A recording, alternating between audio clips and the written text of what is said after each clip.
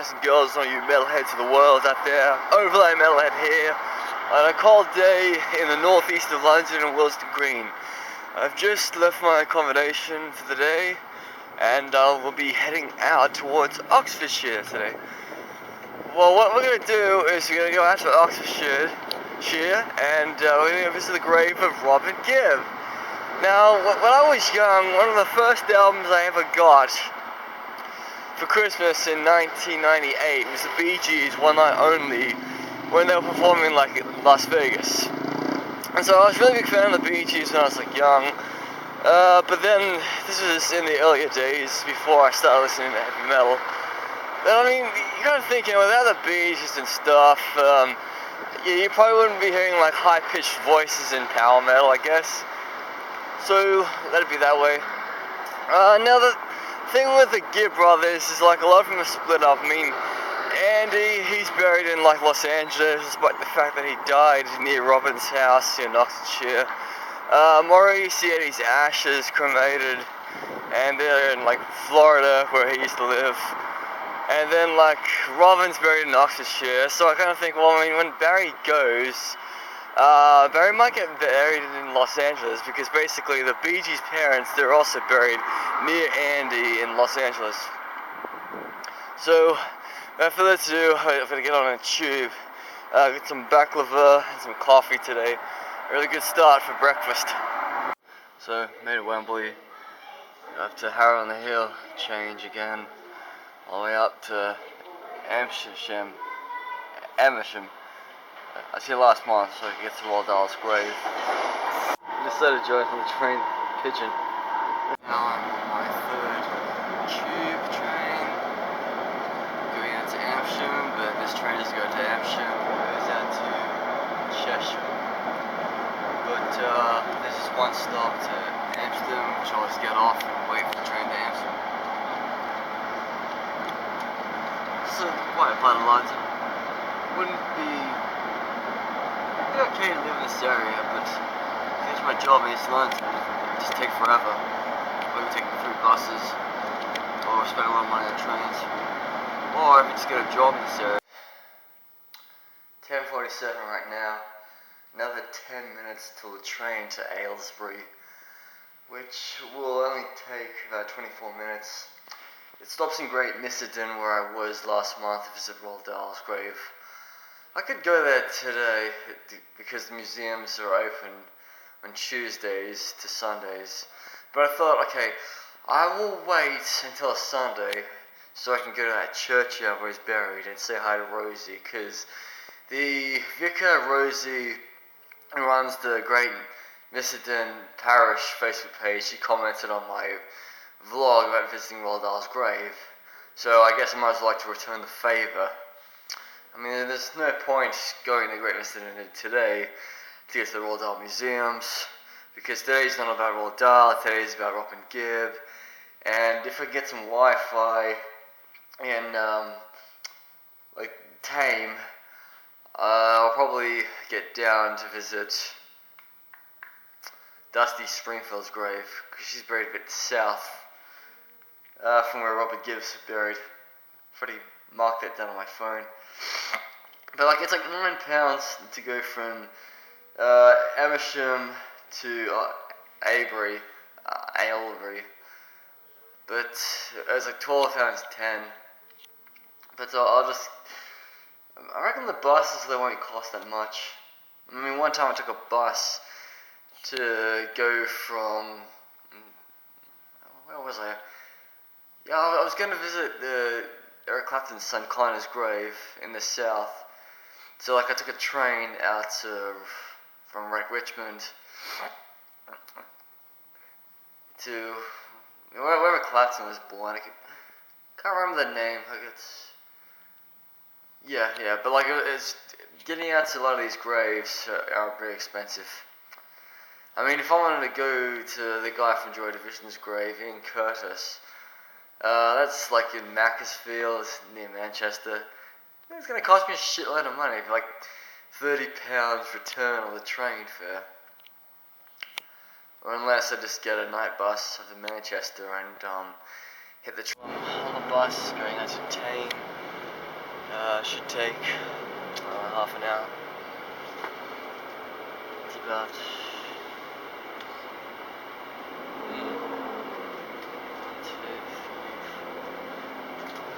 I've got like 5 stops to get to Thame for 4:20. So I've spent £16 just to get out here right now. Well, at the Thame. It's raining, it's lunchtime, and I'm in the town of Thame. Not Thames, Thame. So the church where Robin Gibb is buried isn't far from here. It's a short walk. Most people, if they go out and it was raining, they'd be like, stuff this, and go back home. I'm like, no, I'm not gonna. See, the thing is, these places outside of London are very expensive to get to, so if it's gonna rain, you do it. I mean, I only get 2 days off a week. I got 3 days off this week. So today, there's either a chance I may get to Dusty Springfield or I may get to John Lord of the Purple's grave. The only matter is just how to get there. Maybe it's like 2 buses or a bus and a train. And then you gotta remember, I gotta get back to London because I got a gig tonight with Dorja in Camden Town. Plus, I have to check into my new about the history of the Bee Gees from what I know off the top of my head. Barry, Robin, and Maurice were born in the Isle of Man, but their parents were actually from Manchester. Andy was born in Manchester as well. So then, like in 1958, they got on a boat and they set out to Australia. And on the same boat was the legendary Red Simons, who went on to be the guitarist in the famous glam rock band Skyhooks. The Bee Gees made their debut performances on Australian TV and Bandstand, and hosted by Brian Anderson. And then they cut out the first single as the Bee Gees called Spicks and Specks in Australia. And then later on they thought, let's just go back to England stuff, we're British citizens, and that's what they did. So they went back to England, had a couple of hits in the 70s, and then it was pretty, the time of discos, it made them pretty big, because of Saturday Night Fever. But with the separate ways, I mean, Barry lives in Florida, and he still does, and that's where his parents both immigrated to later in life.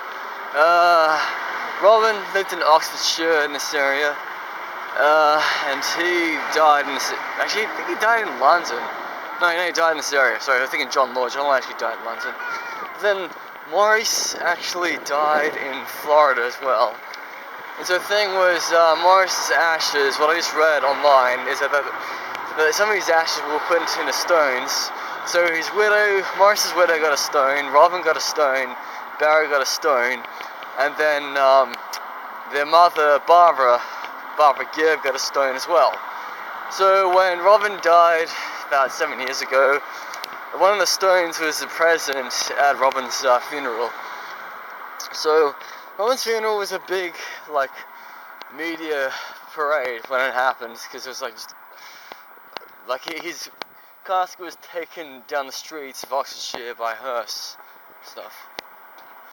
Church Road, we got signs pointing to St. Mary's Church, so it should be up this road, not far. Oh, and look, there it is. There's that church, it's a lot similar to the one I saw in Great Missenden. I mean, they're probably built all the same around this country. I mean, I should know that. I mean, when I see that church, it reminds me of what I saw in Belize a few weeks ago. Since I was on, well, here we are. It's a cemetery. All I've got to do now is go find. Okay, I think I see a familiar headstone. And yep, how deep is your love, the Bee Gees? I am the world's night fever. I close my eyes, I started a joke, emotions, for whom the bells tell. I've got to get a message to you, say by the bell. You win again, you should be dancing. Juliet, Massachusetts, arms in the streams. How can you win a broken heart, woman in love? Still, tragedy. Love you inside, love somebody. Nights on Broadway. How can you win a broken heart, all the love in the world? And And here he is, Robin Gibb, born on the Isle of Man in 1949, emigrated to Australia in 1958, made a living out of entertaining millions and millions of people, left this world in 2012, was a commander of the British Empire, and a well-loved person. And it seems that the fans, they don't stop coming, and they don't stop leaving their mementos.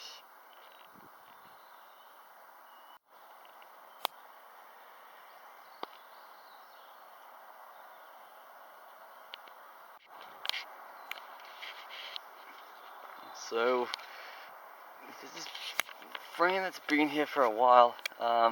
It's actually from his wife, Gibb. My songbird has flown. My songbird has flown in the world's size. The gentle mouthpiece of his immortal muse is gone, and no music can be heard the sweeter than the language of his love. No diamond is more precious than the memory of the twinkling in his eye, and no treasure in the land to replace his happy smile. My songbird has flown in the world's size, and if I were to paint a third of what I feel, the masterpiece would be yours to have and hold and hang upon your wall. If I were to write the words that spill from my heart, toms and bombs would make you every one tall. If I were to sing songs and praise for him, saints would rise and make a chorus to please an angel herds, and I would make music for his gentle ear. Celestial harmonies would dance in all worlds, and so no more his voice now stilled but never gone, and depth of silent reigns where once heard him say, the veil of night has fallen, but dawn of divine has rise for a new day. My songbird has flown, and the world sighs, but we know now, we know that he is never far away. My love, my life, Dweena, May 2012. So it's really good that this letter here has stood the test of time, thanks to this frame. I'm a subscriber to this channel, or a long-time reader of my website, Metalhead. You may remember that I did go to Los Angeles 9 years ago when I was 24. And I went to Westwood Memorial Park, where Frank Zappa is buried, and Hollywood Forever, where Dee Dee Ramone is buried. And you may ask me, oh man, you were in Los Angeles for a whole week. Why didn't you go to Forest Lawn Memorial Park or Forest Lawn Hollywood Hills? Maybe because it was about close to a year since Michael Jackson died, and there was a lot of security at both these cemeteries. And these cemeteries in Los Angeles, they don't really like people coming to visit the graves. Not that helpful. I mean, if you went to Forest Lawn, Hollywood Hills, and you're like, hey, can you tell me where Michael Hutchins is buried? You're like, no, piss off, you know. So, I kind of felt bad that I didn't visit Andy's Gibb's grave when I was in Los Angeles. I mean, I could have, but such is life. I don't know when I'll ever get to go to America. I mean, I told myself I wouldn't get back until I've done a lot of countries, but it's, without rambling, it's hard to get a visa, and I don't really care, because I'd rather go to all the countries south of Mexico and beyond. When Barry dies, I kind of think he would want to get buried next to his parents and brother, or he could get buried here with his other brother, or, he might get buried in Florida. That's just how